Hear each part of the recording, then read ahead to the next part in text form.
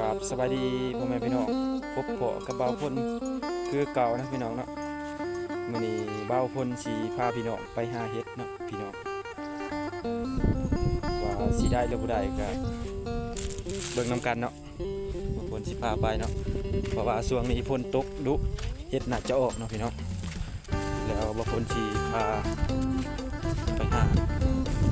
กินแกงเห็ดเนาะเดี๋ยวสิพาไปหาเห็ดกันแต่ว่าพ่นสิตอนไปว่าพ่นก็สิถ่ายให้เบิ่งเลยเนาะเส้นทางอันดับแรกว่าพ่นก็สิไปเบิ่งอยู่ป่าวิกก่อนหาเห็ดกลมก่อนเพราะว่าได้เห็ดกลมแล้วกันพอแกงเข้ากันจะลายว่าพ่นจะได้เห็ดละโงกเนาะแต่ว่าเห็ดละโงกน่าสิบ่ออกหาเห็ดกลมก่อนมาผู้เดียวคือเก่าพี่น้องบรรยากาศ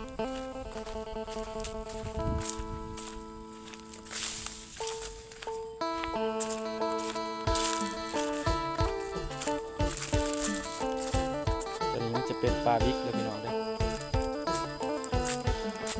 มาเป็นตัวปลาบิ๊กก่อนนะพี่น้อง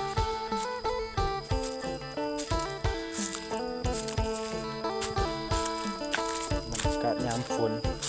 ก็สิประมาณนี้นะครับพี่น้องครับบางคนก็จะได้เลาะหาเบิ่งไปเรื่อยๆ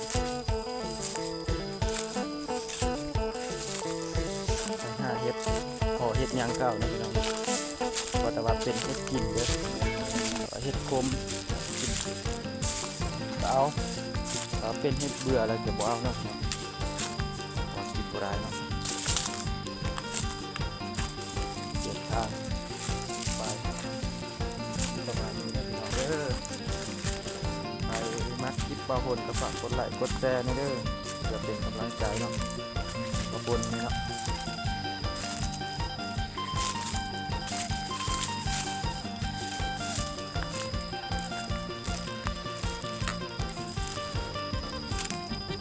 ฝากให้พี่น้อง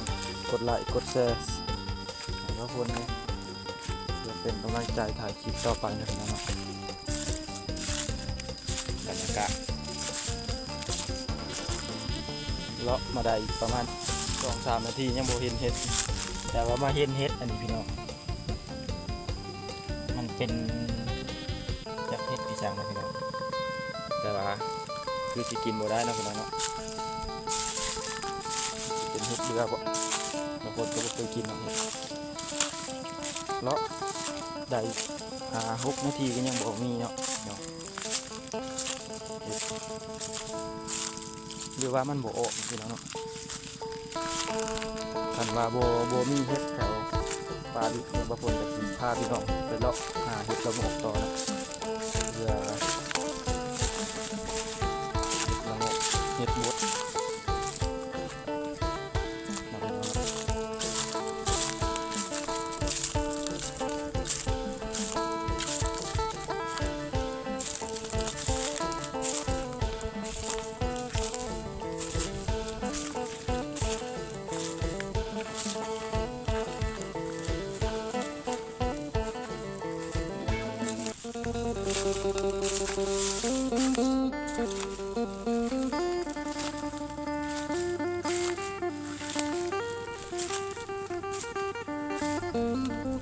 เนาะสรุปแล้วบ่มีเนาะพี่น้องเนาะเห็ดขมมันฝนตกหลายมันก็บ่ออกเนาะมันจะออกช่วงฝนตกใหม่ๆออกหลายแต่ว่าฝนตกเรื่อยๆมันก็บ่ออกเนาะสรุปแล้วมันบ่มีแต่เก่าก็มันมาเอาแล้วพอได้กินเนาะเสือละทุ่งยากแต่ว่ามันบ่มีนะพี่น้องเนาะก็สิพาพี่น้องไปหาเห็ดละโงกต่อเนาะ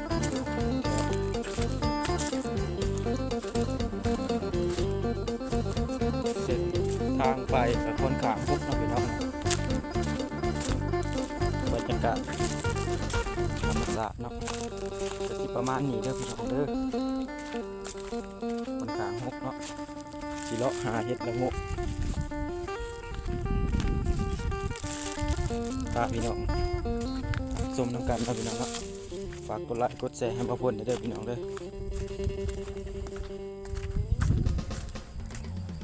ผ่านมาหลายนาทีแล้วเนาะบ่าวพลก็ยังบ่ได้เห็ดสรุปว่าสิได้อีกบ่ไปเรื่อยๆนะพี่น้องผ่านไป5 นาทียังบ่ได้เห็ดพี่น้องหรือว่ามันบ่มีเนาะหรือว่าบ่ทันหมู่เอามาจากออกไปทางไปนะครับแต่ยากแต่ป่านะพี่น้องหกเลย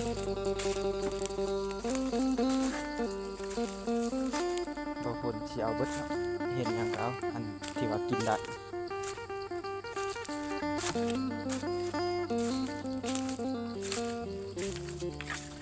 หรือว่าเฮ็ดบ่มีกับพี่น้องบ่ทันหมู่เนาะเดี๋ยวเอามาหาก่อนนะครับ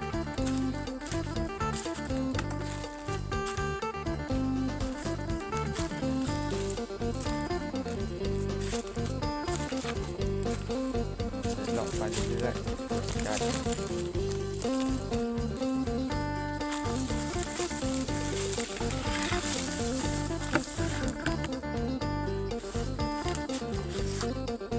ย่างมันไกลสมควรเลยเนาะพี่น้องเนาะบางคนก็ยังบ่ทันได้เฮ็ดสักออกมาจากป่าเมื่อยแล้วพี่น้องเนาะยังบ่ได้เฮ็ดอยู่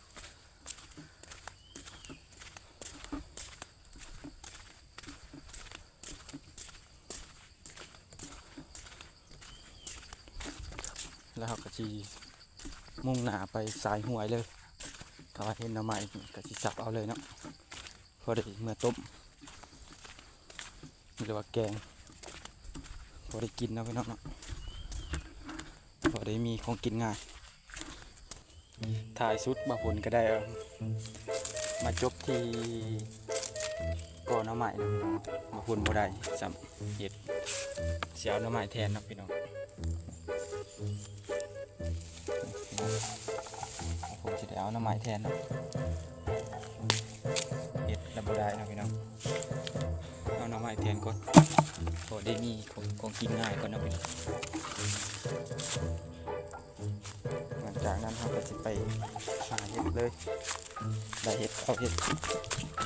หน่อไม้กับหน่อไม้นะพี่น้องเนาะ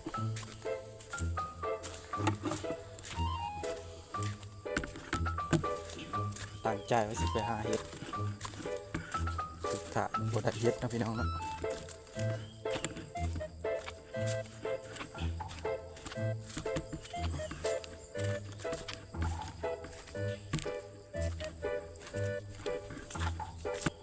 ยุ่งหลายบางคนก็ไม่ได้นุ่งสงขายาวกับคิดว่าสิมาหาเห็ดเห็นบ่ได้เห็ดเอาเนาะเอาไม้แทนเนาะพี่น้องเนาะก็บ่เป็นหยังกินได้คือกันนะพี่น้องเนาะบางคนก็เห็นนอนหนึ่งเลยพี่น้องเนาะ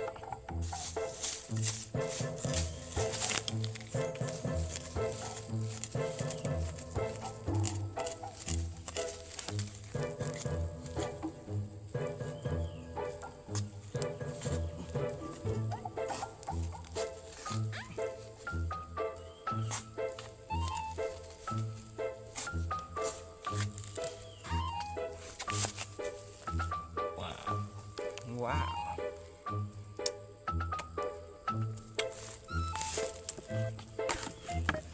บได้น้ำไม้บได้ค่อยไปบได้เฮ็ดก็เอาน้ำไม้แทนเนาะพี่น้องเนาะกับ่เป็นหยังบางคนก็กินได้อยู่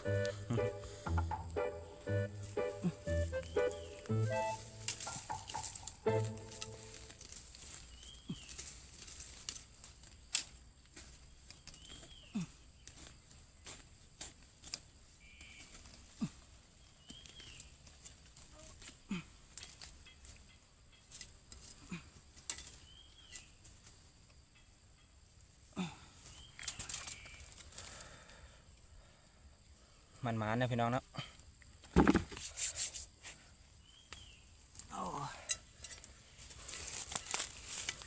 บ่ได้หน่อไม้บ่ได้เฮ็ดกระได้หน่อไม้แทนเนาะพี่น้องเนาะบ่เป็นหยังมันจะเป็นสายห้วยเด้อพี่น้องเด้อแล้วเฮาก็สิเลาะไปตามสายห้วยเด้อพี่น้องเลาะไปเรื่อยๆบางคนก็สิเลือกเอาแต่นอพอดีกินเนาะพอดีต้มนอน้อยบางคนสิบ่เอาเนาะหาเลือกเอาแต่นอมันพอดีกินเนาะพี่น้องหาหน่อไม้แต่บ่ได้หาเฮ็ดแต่บ่ได้หน่อไม้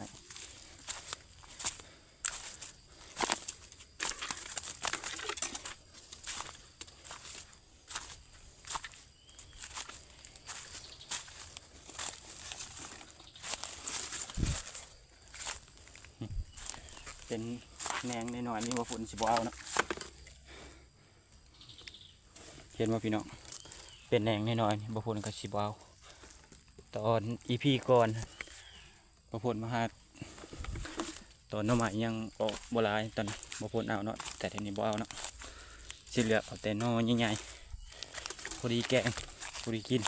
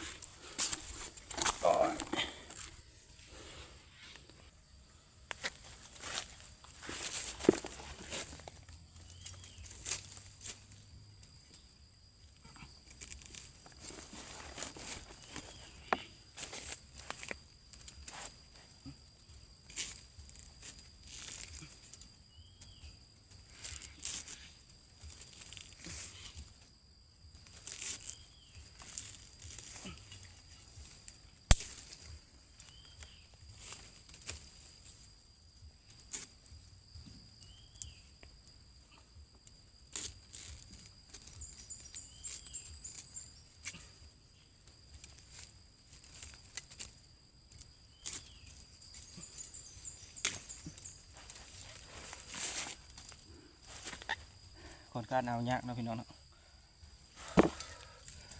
ฝึกสิได้จนเมื่อย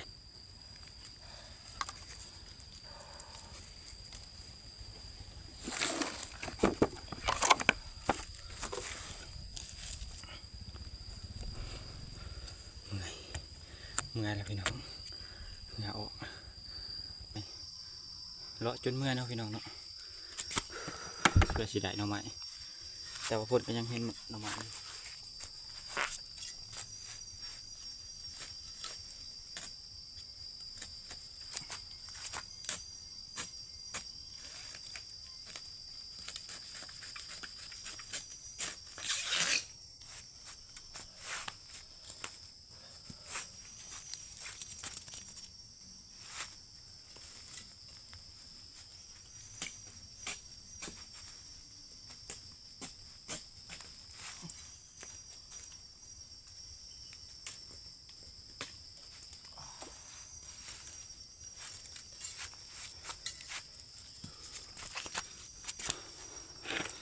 เหนื่อยนะพี่น้องเนาะเหงื่อย่อยพุ่นละเลาะไปตามสายหัวได้พี่น้องโอ้ยยุงกินเลือดพอพุ่นกันเลาะไปตามสายหัวเลยพี่น้อง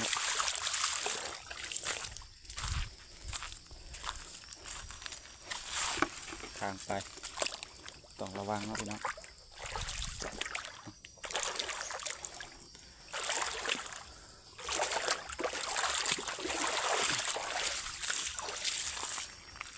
บ่พ้นมาเลาะมา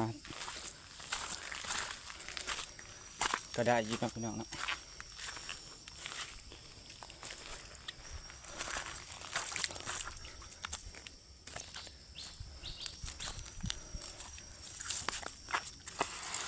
ทางยากเลยพี่น้อง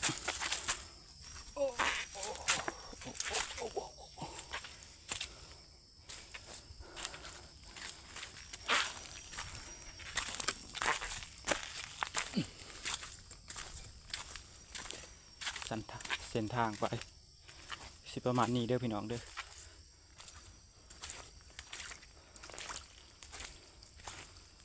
ค่อนข้างจะเปรี้ยวนะพี่น้องเนาะมาพอเดียวค่อนข้างจะเปรี้ยวนะพี่น้อง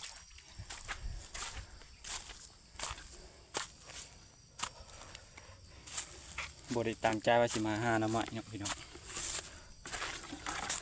ไปหาเห็ดแต่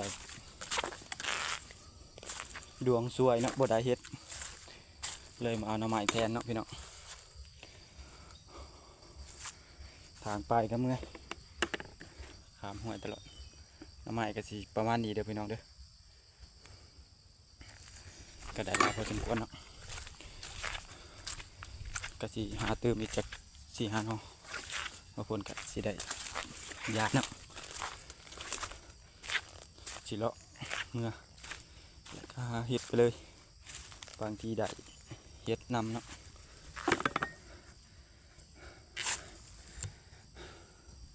เมื่อยหลายพี่น้องโกรธเมื่อยเลยเบิ่งเหงือพิลึกตอนนี้บ่าวพลเห็นหน่อใหญ่เนาะหน่อหนึงบ่าวพลจะเข้าไปเอาเบิ่งมันอยู่ด้านหลัง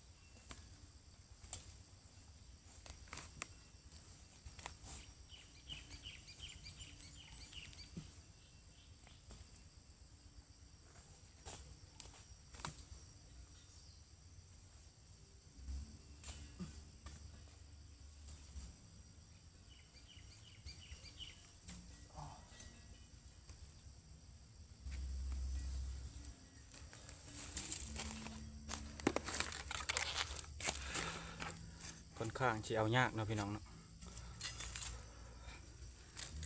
จุดพาพี่น้องมาหาต่อเนาะเบิ่งเหงือบ่าวพลวัดคนเหงือดกนะ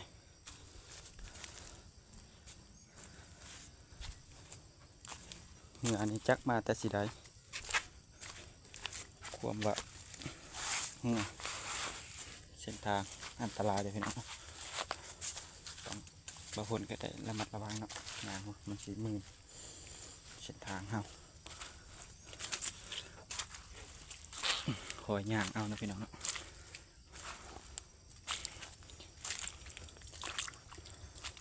เมื่อคืนเนี่ยกับฝนตกว่าฝนว่าสิไปการกบ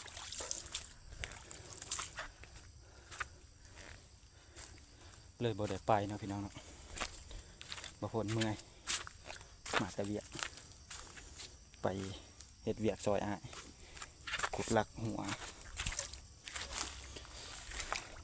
คิดอยากไปอยู่แต่ว่าเบิ่งสภาพทางกะเตงแล้วบ่ไหวเลยได้โจ๊ะนะพี่น้องเนาะเพราะว่าเมื่อยแกงฝนมาบดทีมทางไปได้พี่น้องได้จะได้พานหนัก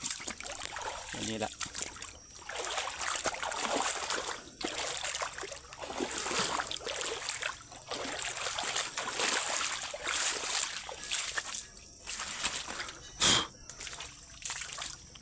บรรยากาศ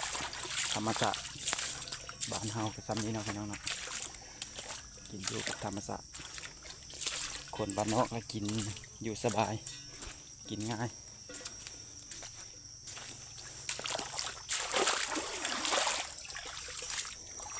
ตอนนี้บ่าวพลก็เห็นบัฟฟาโลนะพี่น้องตัวอะไรก็ไม่รู้นะพี่น้องมายืดจองหนาบ่าวพลอยากมีเรื่องบ่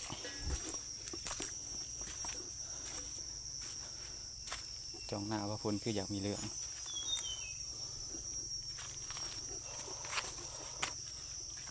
โอ้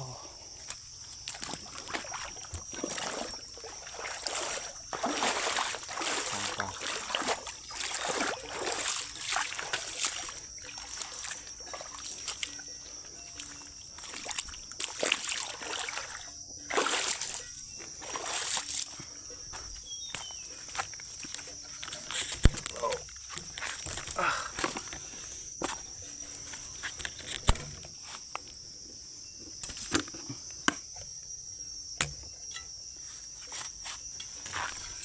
หน่อไม้ก็สิประมาณนี้เดี๋ยวพี่น้องเลยก็ได้เบิ่งแล้วคลิปประพลก็ได้มากดไลค์กดแชร์ให้ประพลได้ด้วยพี่น้องเด้อเพื่อเป็นกำลังใจให้ประพลนะต่างสองไม้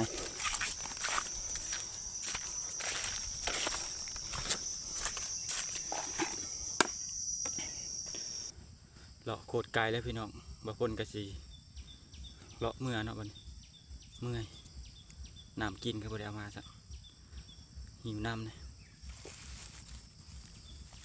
สีใดทางเมื่อบางคนก็สีเลาะหาเห็ดเถื่อสีใดเห็ดเนาะ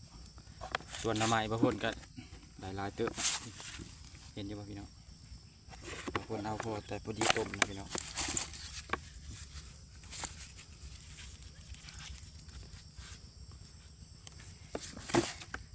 บางคนบ่หลายเนาะเพราะว่าเราก็บ่ได้ตั้งใจสิมาเอาน้ำไม้เนาะว่าจะไปหาเห็ดแต่บ่ได้เห็ดไปเอาน้ำไม้พอดีต้มแต่ทางเมื่อบางคนก็สิได้เลาะเมื่อเนาะเลาะหาเห็ดเลย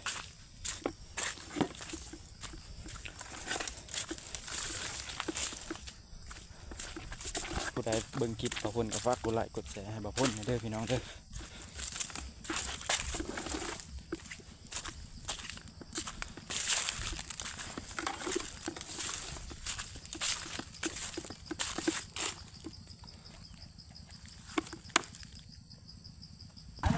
ทางมากเลยบ่าวพลก็ได้มาเห็นคนไถนาเนาะกระเจ้าไถนาบ่าวพลทางเมืองบ่าวพลก็ได้มาเห็นคนไถนาเนาะพี่น้องบ่าวพลก็ได้มาทักทายกับเขานะ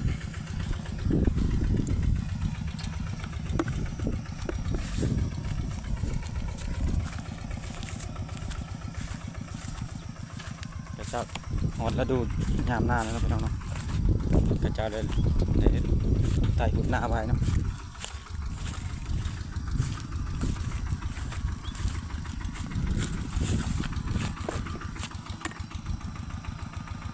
กระเจ้าไถนาแล้วพี่น้องเนาะบางคนก็ย่างเลาะจนเมื่อยเนาะบ่ได้เฮ็ดดวงสวยเนาะบางคนปีบ่ได้เฮ็ดเลยนี่แต่มาพอเห็นเพื่อนมาเห็นงัวเนาะมันค่อนข้างที่ยานบางคนเนาะเห็นบ่พี่น้องมันค่อนข้างยานบางคนเนาะมันเห็นว่าพลถ่ายคลิปแล้วมันก็ยานเนาะเดี๋ยวมันสิแล่นโซ่ให้เบิ่งว่า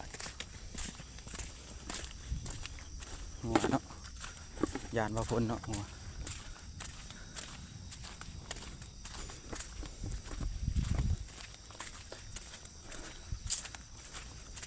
เลาะจนเมื่อยพี่น้อง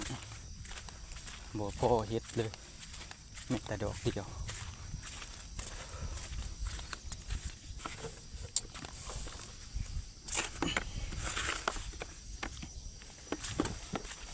คนก็จะได้ออกเมื่อแล้วมัน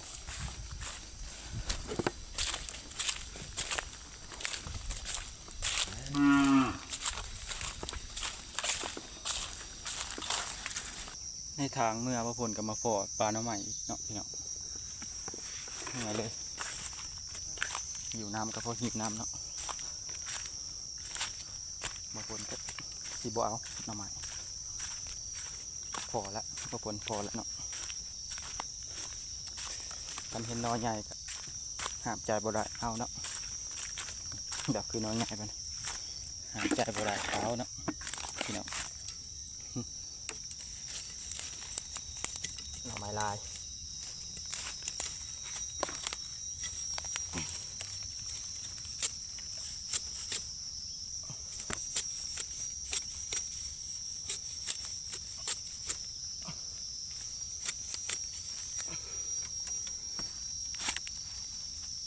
โอ้เอายากเถอะพี่น้องเอ้ย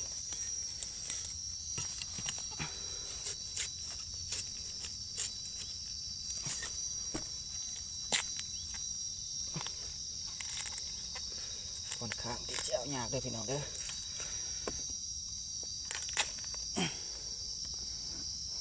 ต้นหน่อไม้นี่แซวได้พี่น้องเป็นสีลายหน่อไม้ลายเห็นหน่อใหญ่จังเอาเนาะพี่น้องแต่บ่พ่นก็พอแล้วแต่ว่าคันเห็นใหญ่หน่อใหญ่ครับก็จะเอา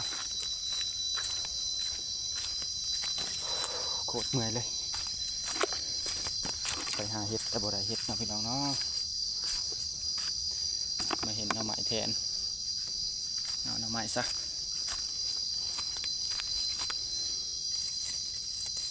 เอาครับหน่อใหญ่แล้วบ่พ่นสิเอาพี่น้อง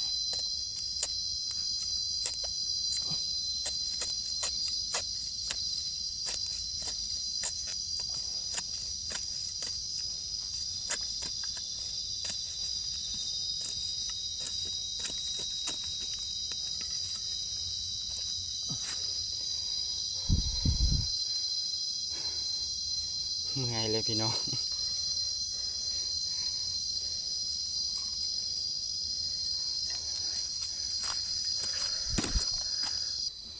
บางคนก็ได้มาไกลเติบพี่น้องมาผ่านมาเพาะเห็นครัวเนาะพี่น้องครัวมันจะเป็นทางผ่านเด้อพี่น้องเด้อครัวเก่ารถไถเข้าจิข้ามทางนี้นะพี่น้องเนาะอันตรายเลยไม้ค่อนข้างจะดอกเบิดบ่ได้หยังเนาะพี่น้องเฮ็ดกับบ่ได้ได้แต่หน่อไม้สิ่งที่ขาดคิดบ่ได้เนาะพี่น้องเนาะมีแต่บ่พ้นกะสิขอปิดคลิปเพียงเท่านี้เด้อพี่น้องเด้อให้พี่น้องฝากกดไลค์กดแชร์ซับสไครต์ให้บ่พ้นเนาะเพื่อเป็นกำลังใจให้บ่พ้นเนาะขอขอบใจพี่น้อง